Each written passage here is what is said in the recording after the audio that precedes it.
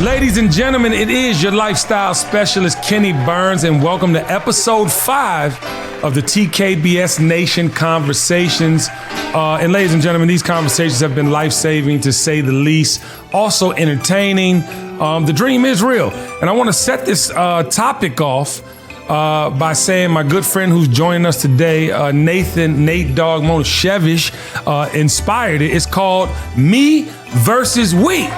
Yes, ladies and gentlemen, it ain't about your ass. It's about everybody involved. Put your hands together for Nate Dog Monashevich. Nate, are you there? Yep. Thank you, Kenny. Keep your hands going, ladies and gentlemen, for the beautiful Kelly Ware.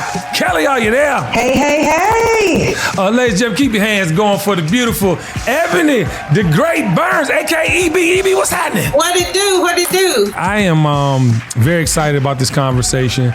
I literally was on Runyon Canyon with Nate Dogg, and we were just updating each other on a few things. You know what I'm saying? And I think that today's conversation, me versus we, is appropriate, it's timely, and it has to do with marriage and business. But I of course want to start with the marriage. I think me and you, EB, are the only two married right now on the conversation. So I want to start with you, EB. You know, I think how long you been married, EB? 15 years. A round of applause. It's a whole lot of gangster shit going on in their relationship too. A lot. Being married 15 years is no easy feat. I think sometimes people, really think, when they get in these relationships that, it's easy. That you're gonna fucking suck the whole time. And I just, I'm here to tell you that it ain't. And I'm sure you got a testimony or two, because 15 years is a great accomplishment. Yeah, it's a motherfucker. It's not for the faint of heart. Hear me?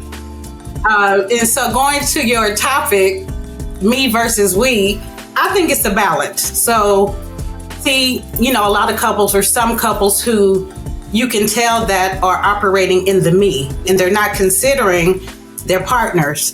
And then on the flip side, you see couples who are we, and it's all in their body language. Like, let me go get your car washed. It's not like, I'm gonna take my shit to the car wash and your ride parked in the garage dirty, right? It's all about balance. Yes, we should have me time, but for the most part, we should be operating in me. Because if you go back to Genesis, in the Bible, whether you believe about the Bible or not, God made woman from rib of a man. So my bone, flesh of my flesh, the woman came from the man to walk beside the man. The woman shouldn't be lead or behind the man. They walking side by side. That's right, because God made us equal. Kelly Ware, how you doing, beautiful? You look amazing, by the way. Again, I want to just tell you about your red lips. Is that orange? What is that, tangerine? No, this is cherry red. But how do you feel about this topic, me versus we? Because you got a beautiful son. You clearly was in a relationship that, was all that in a bag of chips, and then what happened was, but talk to me. I love this me versus we. And as Ebony said, there is a balance, right? I was married for 9.5 years. Great human, great father. He just wasn't the husband for me. And so there's nothing wrong with the fact that we had to end up splitting up. One of the things I can say is when I was married, I got lost in the we. I lost my individualism, my individual identity, and kind of subsumed myself into the marriage. He was also a preacher, so it was that image that we had to portray. And for a short time while we were married, he was also a pastor, so I had taken on the role of First Lady. And so there's a lot that came along with that. And so I had to be concerned about everything that I posted, everything that I did. So I lost my sense of self. And it wasn't until I got divorced that I found my sense of self. So now going into relationships now, I'm looking for the balance of maintaining my individualism, maintaining my agency, right? But also contributing to the balance and the health of the relationship together. So putting my partner before myself without losing myself. And there is a very fine balance that you can strike there. And I don't think that maintaining your individuality is a bad thing, right? So when I go into my next marriage, because I will be married soon, I'm gonna have my own group of friends, right? We can have our collective friends, but I'm gonna have my own group of friends. We're gonna go on our girls' trips. We're gonna do our thing, but I'm also gonna make sure that my man is well taken care of, so that he leaves the house on empty, but his stomach on full. Amen. All right. Ooh, violent sex. We are here for violent sex. We want all the smoke. Nate Dogg. So my brother, and I want to actually touch back on something you said momentarily, Kelly. But Nate Dogg, we had a hell of a conversation, man. You're going through a divorce right now, and the me versus we in your relationship, it just turned upside down. Where in relationships, and you don't have to speak specifically about yours, because your wife is going crazy right now with the stories you've been telling me. I don't want nothing to happen to you or the money. But I'm just saying, like, where in the relationships, or in your relationship, or in relationships in general, where does it start to go wrong? And where do you think your relationship started to like get less we and more me? Well, I think first of all, to go back to like the beginnings of it, what class are you marrying into? And it's kind of you got to look at it as a business. Like, I'm old school person, right? So I fell in love, not realizing that before you go further into the marriage, you got to go back and really figure it out. Like, if that person never seen certain things, how are they going to react? They're all, we're all humans, right? So if you go into something that you've never seen, you're going to react a certain way than a person that's seen that, right? So she got thrown into a situation that I underestimated her, thinking that she's going to react one way, but in reality that changed her, and she wanted to grow overnight. And success doesn't happen overnight. You gotta work at it. So what $100,000 to you might be no money, but to somebody else $100,000 is I'm rich, right? So that's where the disconnect started. Hold on one second. You said a certain class. Now, class, that was the beginning of your thought, and that got me. Because class, meaning what? Because I have an idea of what you're saying, but I want everybody to understand. I mean, it's really it's messed up to say that, but it's finances, right? If you grew up with no money and you get thrown into a situation, and if you didn't work for it, then it's easy come, easy go. You don't really respect the money like you should. Yeah, that's where it all starts, because then that person wants to evolve, right? She's in a situation to evolve, but there's a way of evolving. It's step by step. You can't just be like, okay, I want to be a Kim Kardashian. I'm going to go to the doctor and get all the plastic surgeries overnight just because now I have money. The problem with that is people don't realize, Kim might get all the surgeries, but she also works out. Let's not act like your ex-wife got surgeries, though. We know she didn't get some. No. I'm not talking about that. But the lifestyle, I'm though. just thinking the lifestyle, yeah. Gotcha. Ebony, I mean, what do you think about when money comes into play? Like, I know for me, I don't appreciate money, and I don't say that disrespectfully, but I don't see, where that should put me in a headspace that I have to move a certain way or I have to act a certain way because of money, right? But I now, because of my partner, understand the value of having money and what you're able to do with money, right?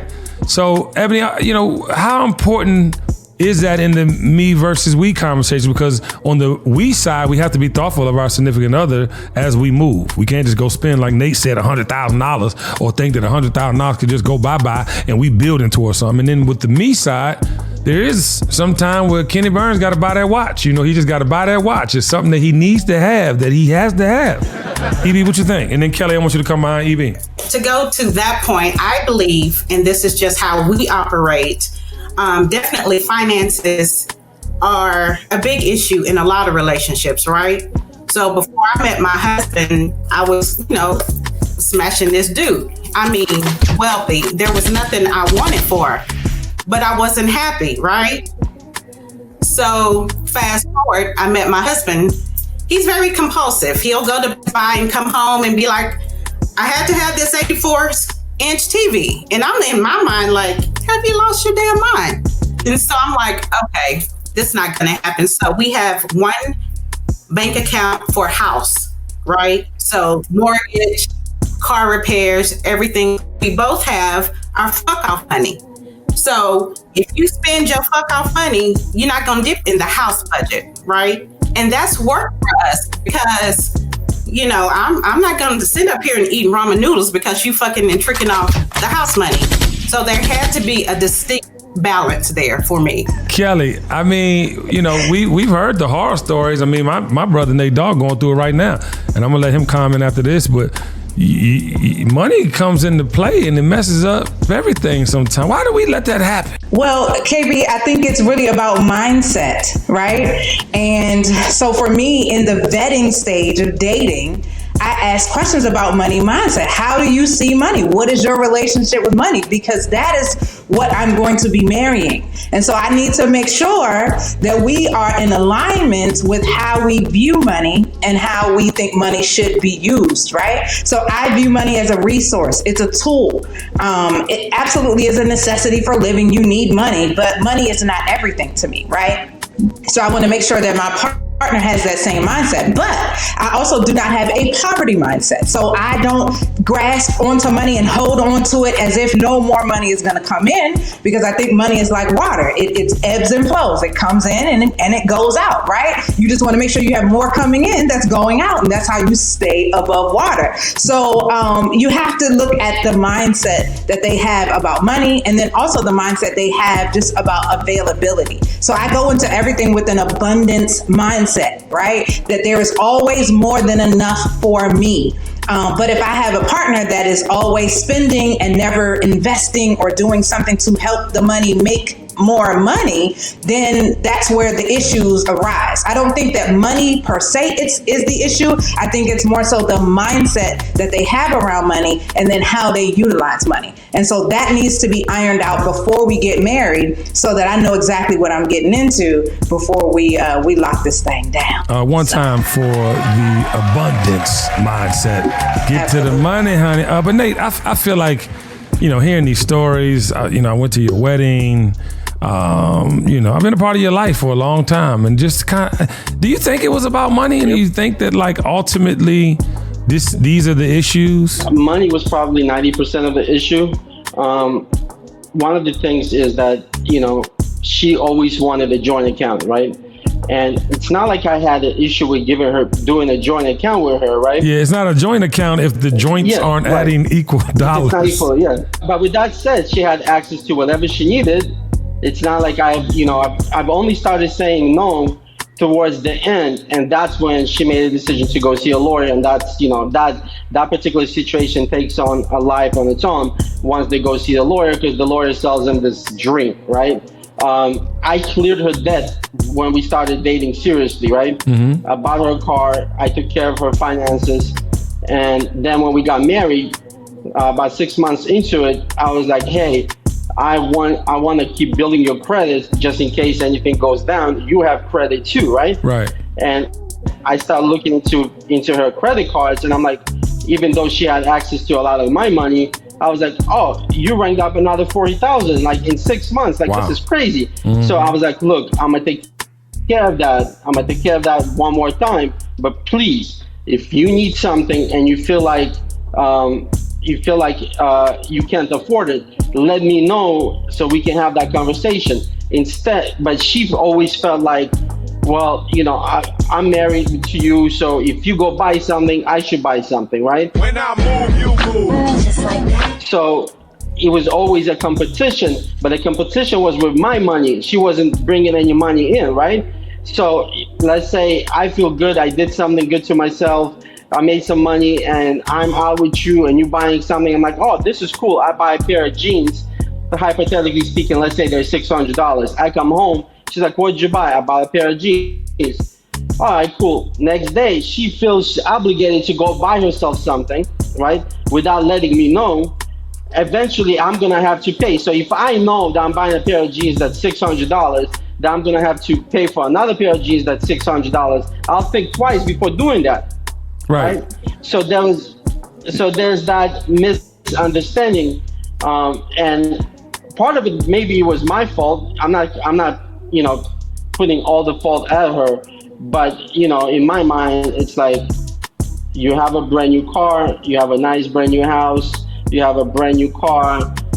Anything you want, we can have a conversation about it. But she felt like, why should I have a conversation about it? Where you just do it. In mine, I spend. In mine, I spend. Right? And sometimes we get caught up because of the industry we work in. We keep it moving. We don't have time to explain that you just want to buy yourself a brand new Rolex. You really, like, it's not, I know it sounds crazy, but like sometimes when you're in a moving parts and you're taking people out to dinners, and that was another issue, like, well, you just bought so-and-so dinner. I'm like, yeah, but that's business. There's also, there needs to be a separation in a relationship between business and personal. Right. And sometimes females don't understand that. Got you. What do you think about that, Kelly Ware? I do agree with him where he said that there should be a separation between personal and business, especially if the husband and wife are not working in the business together. Because what he does for business can be written off on the taxes. Right. What you do personally, sis, that's not a business write-off. Hold on. Yes, Kelly, yes. And so I think that, but again, those are conversations that have to be had, right? The me versus we requires communication. You've got to talk. And it can't be one-sided in the communication, but there has to also be comprehension in that communication, right? And so just real quick, I'm going to add something. What you just said is right on point. If a person doesn't come from the right class, you can have all the conversations you want with that person, they will not understand it. And that's where the issue comes in. You know, if that person's never had it, has never been around it, then you can have all the conversations you want. They're just going to go right back to whatever they feel like doing. That boy keeps saying the word class. You're not on my level. That's true. That's true. But I think that even in that, with the conversation, there also maybe some orientation may need to be had for people that are not used to operating on that level. Maybe putting her around other people, other wives, right? And listen, sometimes it just ain't meant to be. How about that? And you come to that conclusion, however hard that lesson you had to learn. Sometimes it's just not meant to be. And so no matter how much you try, right, the two of you are just not aligned. And then, you know, the separation ends up being for the best. That's how it was with my ex-husband and I. We are better as friends and as pips, partners in parenting. He's my pip. Okay, learned something today. But we are better as co-parents than we were as husband and wife. I came to the realization a year into the marriage that our sole purpose for coming together was to create the beautiful human that we created, right? And that was it. That marriage was not necessarily for us. It took me 8 years later to get out of the marriage. But sometimes it just is not meant to be. And there's nothing wrong with that. But I wanted to make sure even in that separation, right, that I was still focused on we, because we encompassed him, myself, and my son. And I wanted to make sure that it was amicable so that I could also display to my child how to break up properly without doing damage to the other person and running the other person down. Right. So listen, I think that this is going to help someone entering a relationship, because I need people to understand, and we need people to understand as a community, the importance of knowing what you are signing up for. Message. We often have these thoughts about things that are unrealistic. Life comes at you 800 million ways. And it doesn't give you a warning. It doesn't give you the smoke signal like, hey, and it's shooting you out the air, okay? And I saw this, big shout out to my crew, Tommy and Cody, over at Black Love. I saw this clip, and I want to share this clip with you guys. One of the things I understand about marriage is that it's the everyday. People don't always marry the everyday. They marry the kind of now, kind of wow, and then it gets to the every single day. The going to bed, the waking up, the taking the grocery, getting the groceries, taking out the garbage, and loving each other through that. And I remember telling a friend of mine who was about to get married, I said, your marriage doesn't start when you say I do. Your marriage starts when you look over at your partner and you want to kill him.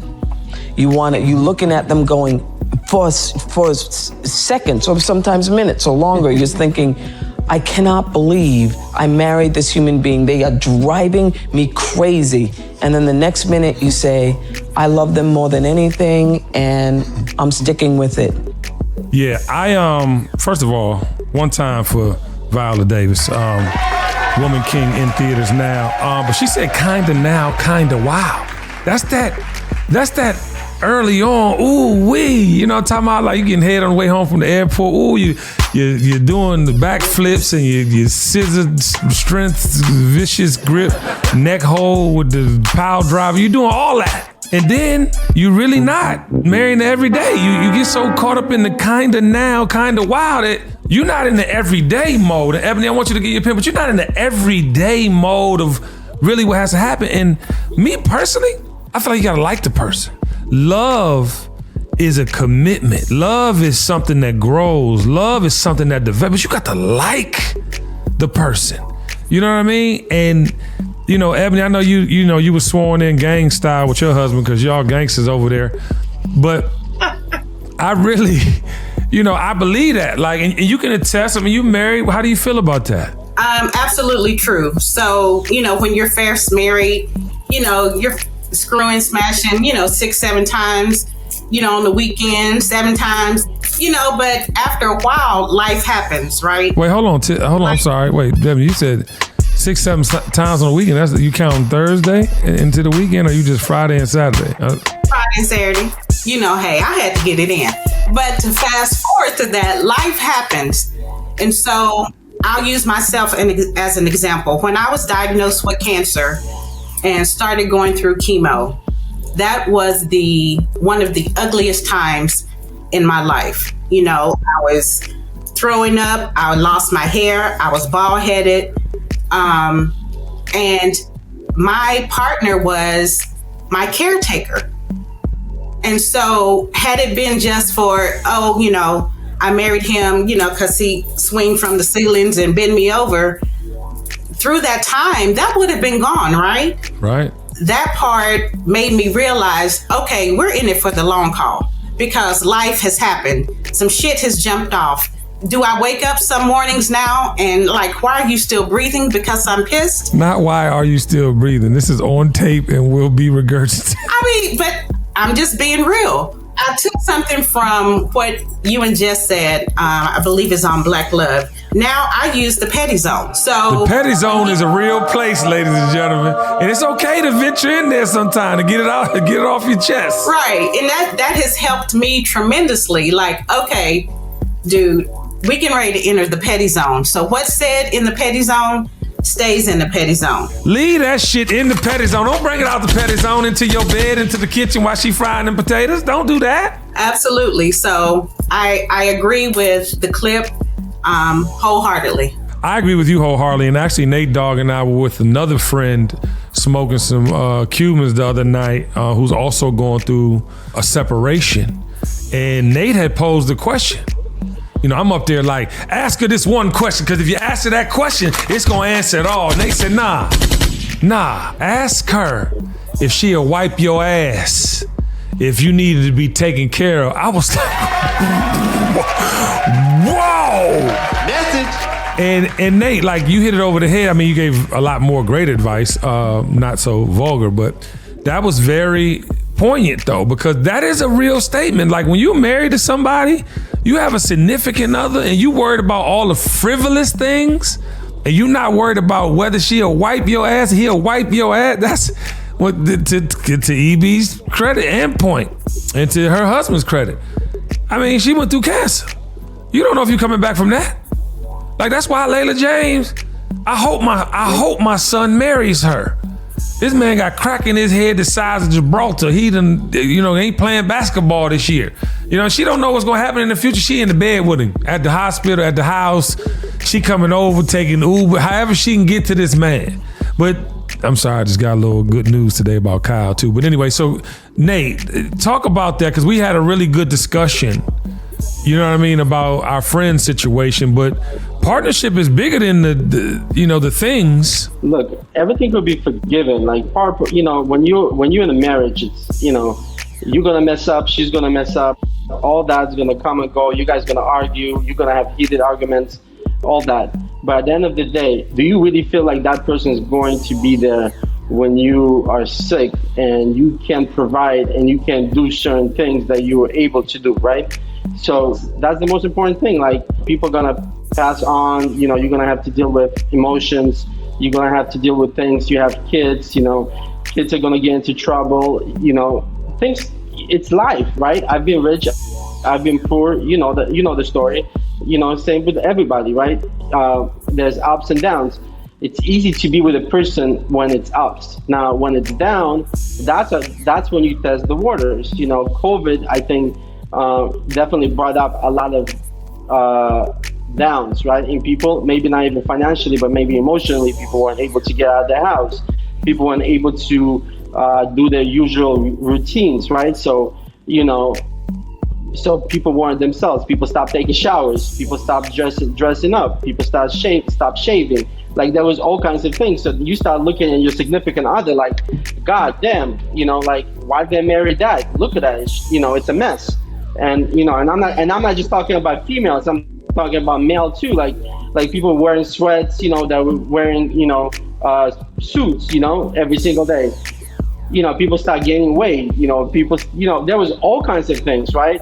So you gotta look past that physical and look at how is this person inside? Is he gonna ride or die? Is he a ride or die, right?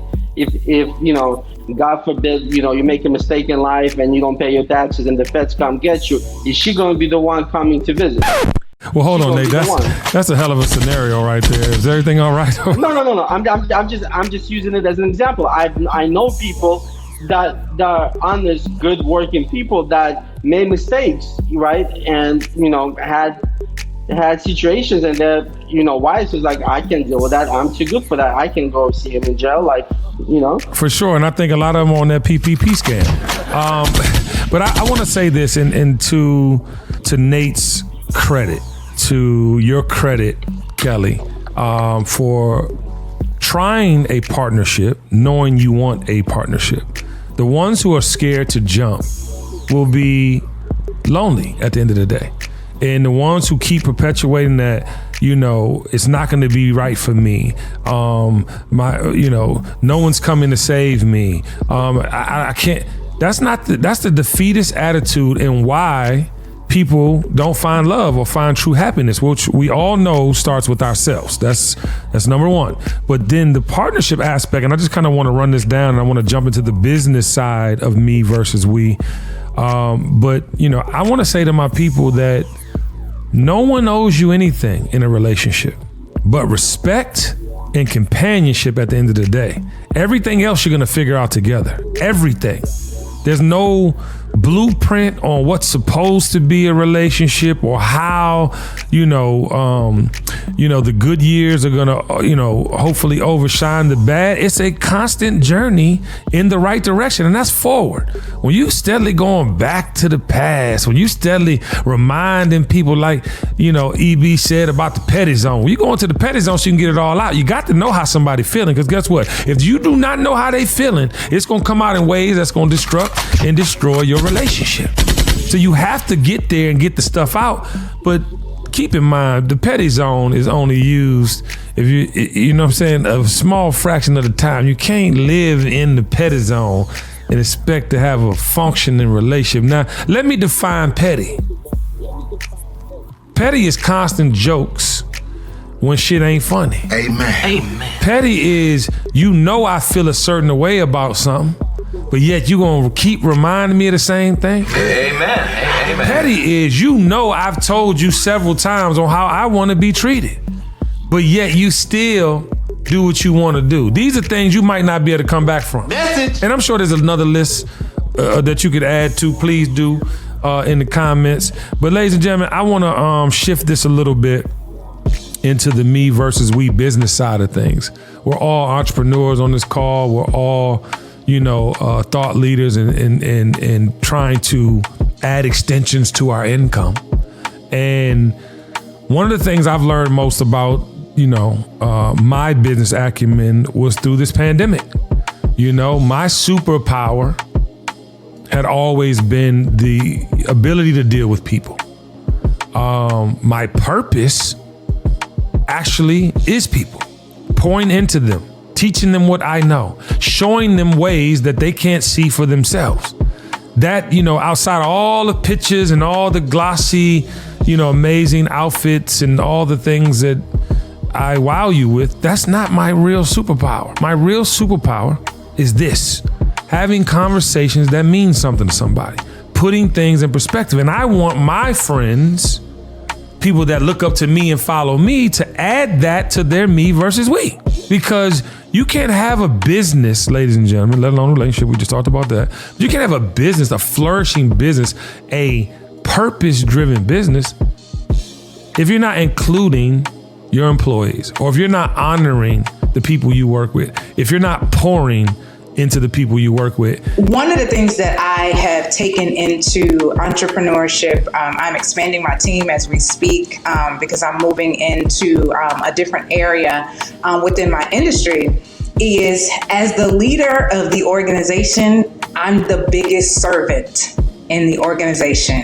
Even though I'm leading the organization, I'm there to serve the people that work with me. I don't even say that they work for me, they work with me. They just have different roles within the organization.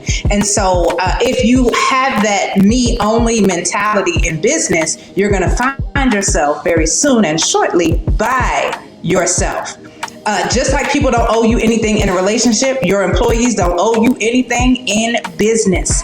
And how you treat them will determine how they show up in the workplace. Now, let me say this. As an entrepreneur, if you have not done the work on yourself, your trauma will show up in your business. Message. And so I encourage every leader, every entrepreneur, every CEO to have a life coach, a trauma coach, a therapist, somebody that they can go to get the foolishness out, unearth their authenticity so that they can show up as they truly are. KB, one of my favorite things about you is that you are authentic. You are you. No matter where you go, who you're talking to, but that also plays out in the way that you operate in business, right? So there's a certain level of integrity that you operate with, right? But that came from how you were raised and doing the necessary work on yourself. So you've got to have that me mentality of taking care of yourself, doing what you have to do to make sure that you are healthy mentally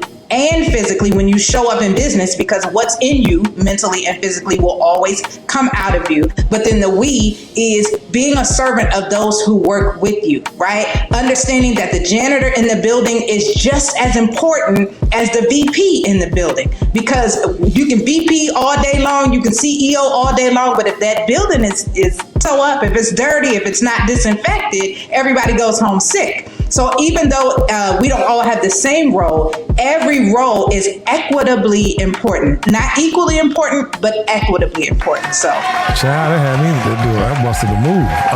Ebony, you're one of the most consistent people since the pandemic and checking on me, and that's how I know you lead with civility, and just the mindset that, if someone inspires you or pours into you, you're going to pour back. And if they don't, you're going to, because it's a strong person that they don't tend to check on, which are normally us, the leaders of organizations and our households and things like that. But I appreciate that about you. I want to tell you that first and foremost. I'll lay somebody down for you. And, but I want you to speak to that because it's important. The pouring in has to be mutually attainable, I think, in relationships, especially business and personal, obviously. Definitely mutual. However, and it goes to what Kelly was saying, everyone has a part in a business, right? If you look at a tree is a business, but you have the branches that do their thing, and you have the roots that do their own thing. So they have separate things to do, but they make up the whole tree, right? So that's just like a business. And going back to what Kelly said about trauma, doing the line of work that I do, it could be easily possible for me to be servicing a client and have a flashback of my own trauma, right? I have to constantly do the work to address my trauma and make sure my trauma is healed before pouring into my client. That's it. So it takes all of that, right? It takes me and the client working together to heal, so that when the client is healed, they can continue to do the mission of the Air Force. It's bigger than my client. It's a whole entity. Nice. I just saw Top Gun too, by the way. Very good movie. I didn't think it was a couple $1 billion movie. I don't know if anybody else saw, but that's just my opinion. But Nate Dogg, I respect you probably more than I respect anybody in our business. And I'm gonna tell everybody why. I met Nate when he was 15 years old outside of Mr. Child in Los Angeles, California. If you've never been to Mr. Child, I suggest you go stuff your face immediately. Some of the best Chinese food I've ever had. But Nate used to sell candy outside of Mr. Child. Nate went from that to being Andre Harrell, my mentor. I mean, he's done many things, but I'm gonna give you a fast track version. But he went on to be Andre Harrell's driver. He became the #1 Ciroc boy in the world with the Sean Combs Wine and Spirits. He is a hustler's hustler, and he's not the type of person that is gonna go one side. Although he's come up in entertainment, he has all types of business. He's behind JD's Vegan Ice Cream, which a lot of people don't know. So he's, a hustler's hustler. And I want to commend you, Nate, because you completely understand the value of relationships and what those relationships can do for you. And I just want you to tell a listening entrepreneur, man, you do the grunt work. You don't do the pretty work. You know what I mean? You let me be pretty and you do all the, the grunt work. And I salute you for that. But I want you to talk to an up and coming hustler like yourself that kind of looks at this Instagram age and this digital age is almost like they got to be a part of something that's not innately them. How do you feel about that? What advice would you give them? You got to look deeper into every single Instagram post, and there's too much fake stuff, right? Bottom line. So they got to look into it and really think twice if this thing is real or not, right? Everybody got to start from somewhere. If something is given to somebody, they will not be able to hold on to it, right? So unless someone can give me a CEO job, right? But if I'm not built to be a CEO, I'm gonna lose it all, right? So I'm better off starting somewhere on the bottom and working my way up if that's what I wanna be. If I wanna be a CEO, just because I know somebody, right? I can't make that call and say, hey, I heard there's a CEO position open, can I have it? No, even if that person is dumb enough to give it to me, I'm gonna mess everything up. So you have to know your ability, and there's nothing wrong with starting on the bottom and working your way up and knowing every single position and feeling.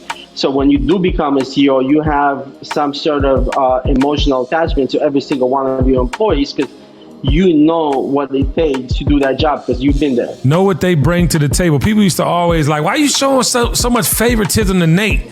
Why you always Nate? I'm like, because you won't do the work he does. You don't even know how to go do that work. You don't have the skill set. You might be a VP. I would pick Nate Dogg over Puff Daddy. I said it.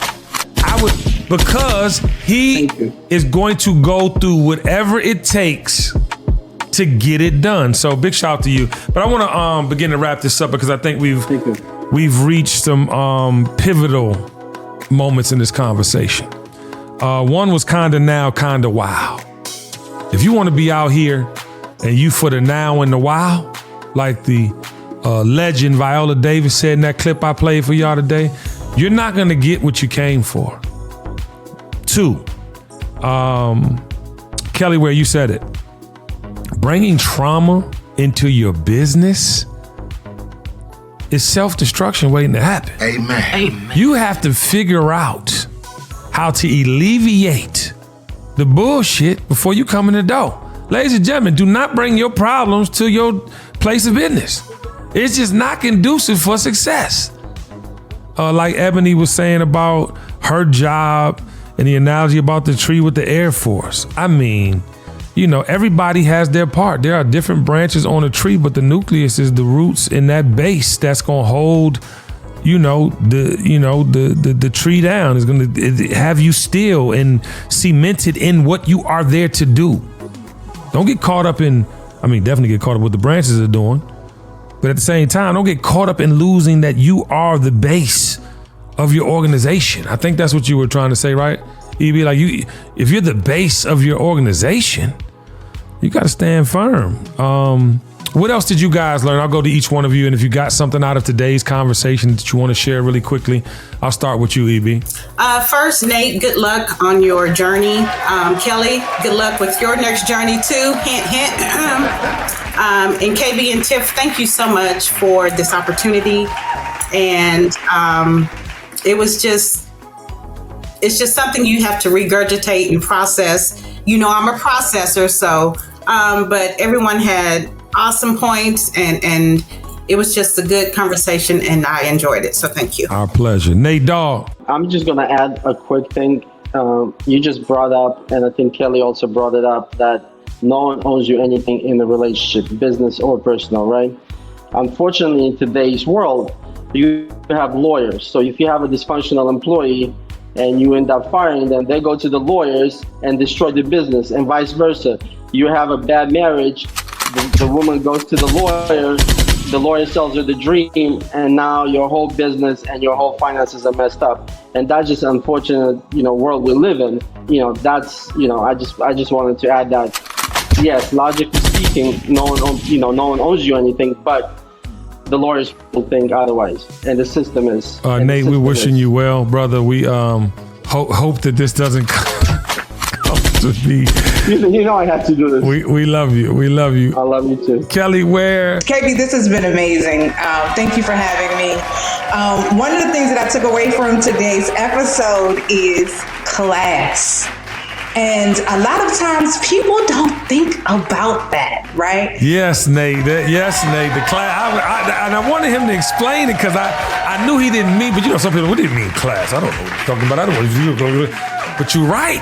You do got to keep that in mind. You have to. And it's not about being classist, right? Not thinking that you're better than a person who is less fortunate than you. That's not what the aim of this conversation is about. But it is about understanding that if a person comes from a different class than you, then their mentality about life, about relationships, about money, the me versus we, their mentality surrounding all of that is going to be different than yours. Message. Different does not always mean out of alignment, right? Perspectives just perhaps need to be shifted, to be refined, to be reframed in order to ensure that you guys can come together and move forward as a unit. But you've got to consider class. And that's not something that I brought into my vetting process, but I'm definitely taking that away today, and I'm going to include that. So, oh boy may or may not make it. We got to have a talk about class, all right? I love it. I want to thank you all for joining me today. A bunch of nuggets. You guys are invaluable. And listen, this is episode 5, Me versus We, from the TKBS Nation Conversations. I love y'all in real life. I'll see you very soon. The dream is real.